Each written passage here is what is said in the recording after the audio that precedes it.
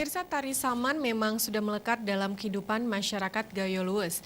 Tapi saman yang satu ini berbeda dari biasanya, yaitu saman Balai Asam di mana tari saman ini sudah tidak pernah ditampilkan sejak 3 dekade lamanya.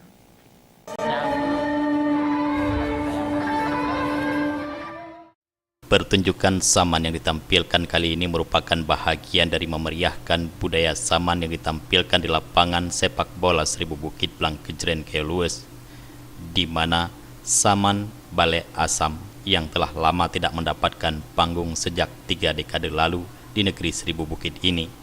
Festival Budaya Saman dilakukan pemerintah daerah Gayo Lues bekerja sama dengan Kementerian Pendidikan dan Kebudayaan dalam platform Indosiana. Tarian yang melibatkan sebanyak 660 peserta yang terdiri dari 11 perwakilan kecamatan, di mana 330 penari saman dan 330 penari binesnya. Saman Balai Asam merupakan sebuah tradisi budaya saman yang biasanya dilakukan oleh warga setempat pada dahulunya ketika hari-hari besar di rumah kepala adat, baik ketika berkunjung hari raya ataupun hari besar lainnya. Tari saman Balai Asam berbeda dengan saman yang biasanya kita lihat, yaitu di mana para penari dari masing-masing kelompok berbeda gerakan dengan kelompok lainnya. Hal ini yang kemudian saman dianggap memiliki nilai pemersatu yang tinggi di Gayo Lues khususnya.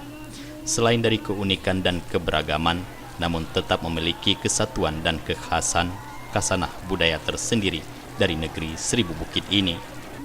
Pada pegelaran festival saman kali ini, sejumlah para undangan juga ikut melakukan gerakan saman, baik itu Bupati dan Wakil Bupati Gayo Lues, pejabat Kementerian Kemendikbud dan PMK, unsur Forkopimda, pejabat daerah, para tamu undangan dari kabupaten bersaudara, baik Benar Meriah, Aceh Tengah dan Aceh Tenggara. Tunjukan ini kita suguhkan untuk menunjukkan kepada terutama undangan pada masyarakat dimanapun mereka bisa melihat melalui live stream atau medsos bahwa Gayo Lues beserta 4 kabupatennya memiliki kekhasan, memiliki budaya yang sangat unik dan perlu terus dilestarikan.